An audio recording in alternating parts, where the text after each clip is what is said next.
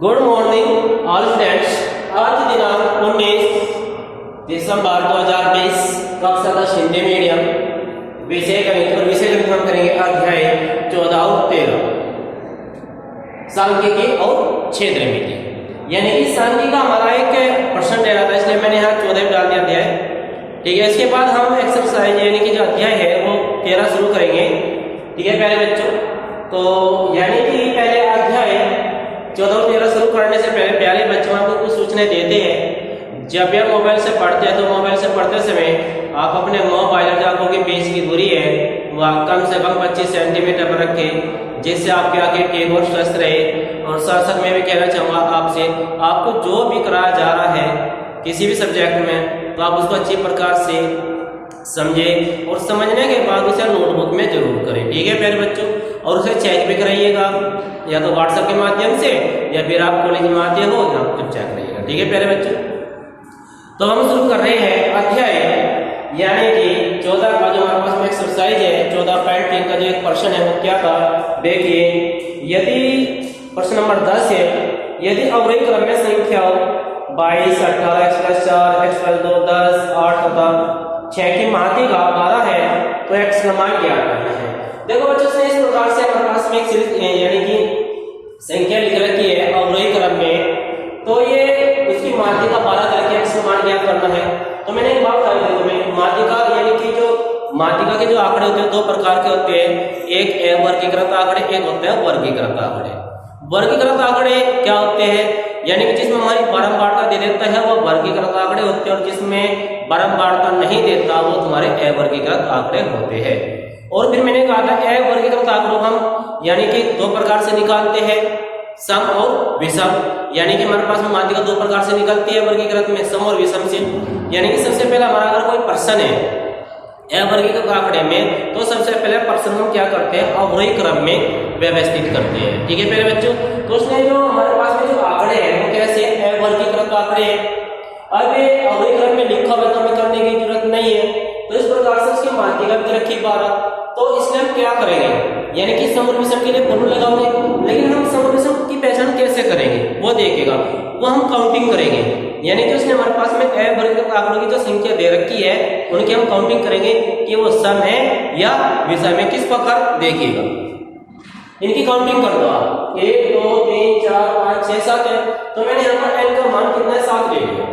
तो जो 7 वो कैसी है विषम है, तो हम विषम के लिए लगाएंगे फॉर्मूला माध्यिका का। तो माध्यिका का जो फॉर्मूला होता है वो क्या होता है, यानी कि n + 1/2 वापस, ये हमारे पास में विषम के लिए फॉर्मूला होता है। सम के लिए फॉर्मूला होता है n/2 वापस प्लस n/2 + 1 वापस अपने पूरे के 2 आएगा। अब यहाँ पर n का मान कितना है 12, n का मान कितना रह गया 7 + 2 वापस 7 है 8। अब 8 का कितना पास में 4, तो इस वापस का मतलब सुन लीजिए एक बार, यानी कि ये वापस क्यों लिखा हुआ है, 4 क्यों लिखा हुआ है, तो ने कहा 4 वापस। इसका मतलब जो उसने हमारे पास में संख्या दे रखी थी, जो सीरीज दे रखी थी, इस सीरीज में 4वां पद क्या है, तो यहाँ 1 2 3 4, तो 4वां पद क्या है x + 2, तो मैंने यहाँ पर क्या लिख दिया x + वापस ना लिख दियो, क्योंकि ने कहा 4वां पद क्या है, तो 4वां पद ही x + 2 है। इस 2 को में धनिया बचे, तो 12 में से हम 2 को माइनस करेंगे तो कितना देगा x = 10, तो x = 10। तो इस प्रकार से आज मैंने आपका अध्याय जो 14 को कंप्लीट कर दिया है। इसके जितने भी क्वेश्चन है वो आपके मैंने प्रैक्टिस के लिए छोड़ दिए। अगर कोई भी क्वेश्चन आपके समझ में ना आता है तो आप मेरे से पूछ सकते हैं। ठीक है मेरे बच्चों, तो हम शुरू कर रहे हैं अध्याय 13, और अध्याय 13 है क्षेत्रमिति। अब क्षेत्रमिति के अंतर्गत क्या क्या चीज आती है सुनिएगा मेरे पास में। तो अध्याय 13 क्षेत्रमिति के अंतर्गत आता है जो हमारे सिलेबस में है, जो हमारे पाठ में है, वो क्षेत्रमिति में घन, घना, बेलन, शंकु, गोला एवं अर्धगोला तथा शंकु छिन्न। तो इस प्रकार से हमारे पास में ये टॉपिक है हमारे चैप्टर के अंदर। तो हम क्या करेंगे, सबसे पहले चैप्टर के इनके टॉपिक के बारे में समझेंगे। तो सबसे पहले हम लेके चलते हैं घन और घना। तो घना किस प्रकार के आकर के मैं आपको बताता हूँ, यहाँ घना है और यहाँ हमारे पास में क्या ये घन है। घना किस प्रकार से, जैसे हमारा संदूक है, माचिस बॉक्स सबसे अच्छा जो एग्जाम्पल आपके लिए वो माचिस बॉक्स है, संदूक है, ठीक है ना, बहुत से, यानी कि जैसे नदी है, नहर है, इस टाइप से, जैसे नल है, मतलब ये पास में जिसको हम बोलते हैं होज, तो होज भी किस प्रकार का होता है वो भी हमारे पास में घनाभ के आकार होता है। बहुत से उदाहरण है इसके, ठीक है ना। और घन किस प्रकार का होता है, तो प्यारे बच्चों अब आपने यानी कि आप एक गेम खेलते हो लूडो, और उस लूडो में जो डाइस होता है वो हमारे पास में घन के रूप का होता है, ठीक है ना। क्योंकि अब देखेंगे यहाँ पर घनाभ में 3 साइड होती है, या तो हमारे पास में लंबाई कहलाती है। किस प्रकार से बनते हैं मैं बता देता हूँ प्यारे बच्चों। तो आप इसको इस तरह से बनाना, इस तरह से बनाना है, एक आयत यहाँ पर बनाना, आप इसको यहाँ से साइड कर दो, इसके बेस कर दो यहाँ पर, इस प्रकार से हमारे पास में घना बन जाएगा। और घन भी इसी प्रकार से बनेगा। और ये हमारे पास में लंबाई, ये हमारे पास में चौड़ाई होती है, हमारे पास में ऊंचाई, जैसे कि माचिस बॉक्स होते हैं ना हमारे पास में। अब हम निकालेंगे इसका आयतन। घनाभ का जो आयतन होता है वो क्या, लंबाई गुना चौड़ाई गुना ऊंचाई, और इसकी जो यूनिट होती है घन इकाई। इसी प्रकार से घनाभ का जो संपूर्ण पृष्ठ है वो क्या होता है, तो 2 ब्रैकेट में लंबाई गुना चौड़ाई प्लस चौड़ाई गुना में ऊंचाई प्लस ऊंचाई गुना में लंबाई, यानी इस प्रकार से हम यानी कि फॉर्मूला याद करेंगे। यह है वर्ग इकाई, इसकी जो यूनिट होती है। उसके बाद घनाभ का जो विकर्ण है, विकर्ण का मतलब है लंबाई। एक बात ध्यान रखना, अगर आपसे पूछ रहे घनाभ की सबसे लंबी यानी कि लंबाई क्या है तो आपको बताना है विकर्ण। तो घनाभ का जो विकर्ण होता है वो क्या, रूप में लंबाई का स्क्वायर प्लस चौड़ाई का स्क्वायर प्लस में ऊंचाई का स्क्वायर, और इसकी यूनिट होती है इकाई।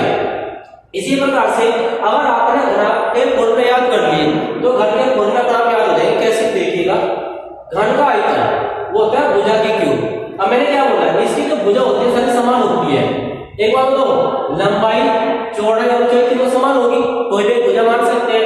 यहाँ पर मान कर दो आप, लंबाई को हमने a मान लिया, तो ये भी a, ये भी a और ये भी a हो जाएगा हमारे पास में। तो a की क्यूब बन गई, नहीं बनी हमारे पास में, तो यहाँ पर लिख देंगे a की क्यूब। भाई a हमने कोई भुजा मान ली, तो घन का हो जाएगा इस तरीके से। घन का संपूर्ण पृष्ठ, अब घन का संपूर्ण पृष्ठ तो इसमें रख दो, लंबाई भी a चौड़ाई भी a, चौड़ाई a ऊंचाई भी a, लंबाई भी a ऊंचाई भी a। तो हमने क्या करा, से मान लिया। तो यहाँ a स्क्वायर, यहाँ पर a स्क्वायर, यहाँ पर a स्क्वायर, तो यहाँ 3 a स्क्वायर हो जाएंगे, और 3 a स्क्वायर गुणा दोनों कर देंगे, तो यहाँ 6 स्क्वायर। a क्या है भैया, बन गया आपस में 6 भुजा स्क्वायर। इसकी जो यूनिट होती है, जो मात्रक होता है वो होता है वर्ग इकाई।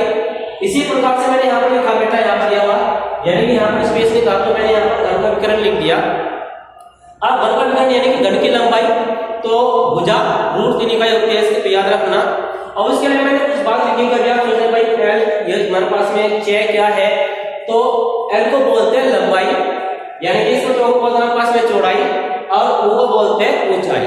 तो इस प्रकार से हम इसको डिनोट करते हैं, लंबाई को एल से, चौड़ाई को बी से, और ऊंचाई को एच से हम प्रदर्शित करते हैं। तो इस प्रकार से आज मैंने आपका क्षेत्रमिति में घन और घनाभ समझाया है। इसके फॉर्मूले आपको याद करने चाहिए प्रकार से। यदि आपको फॉर्मूले याद है तो आपको जो एक्सरसाइज है बहुत ही आसान लगेगी, यदि आपके फॉर्मूले याद नहीं है तो आपको बहुत ही डिफिकल्ट लगेगी। और मैं ये भी बता देता हूँ, आपके एग्जाम में जो नेक्स्ट एग्जाम होगा इसमें एक तो ये चैप्टर आएगा, एक मैंने आपका जो 14 चैप्टर आएगा, ठीक है नहीं, एक आधा हम जो आपके सिलेबस में होगा वो भी देंगे। तो इस प्रकार से आपको अच्छी प्रकार से समझना है, ठीक है प्यारे बच्चों। तो आज के लिए हम इतना ही करते हैं, कल फिर मिलते हैं क्षेत्रमिति के नेक्स्ट टॉपिक को लेकर। तो ओके, थैंक यू।